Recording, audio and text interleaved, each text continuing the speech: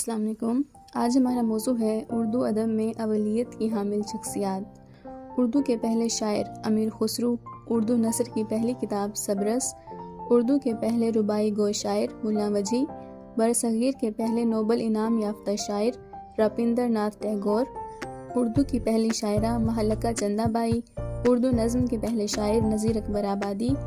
قومی شاعری کے بانی نذیر اکبر آبادی، اردو کی پہلی نقاد خاتون ممتاز شیریں، تنقید کی پہلی کتاب مقدمہ شعر و شاعری، اردو سوانح نگاری کا بانی الطاف حسین حالی، اردو تذکرہ کی پہلی کتاب نکات الشعراء، اردو کے پہلے مورخ رام بابو سکسینہ، قرآن پاک کے پہلے اردو مترجم شاہ عبد القادر، جدید نثر کے بانی مرزا غالب، اردو کے پہلے ہجو گو رفیع الدین سودا، اردو کے پہلے تصوف کے شاعر خواجہ میر درد، اردو کے پہلے نثر نگار گیسو دراز بندہ نواز، سبرس کے خالق ملا وجی، اردو کی پہلی مثنوی قدم راؤ پدم راؤ، پہلے صاحب دیوان شاعر قلی قطب شاہ، اردو کی پہلی صاحب دیوان شاعرہ مہلکہ چندہ بائی،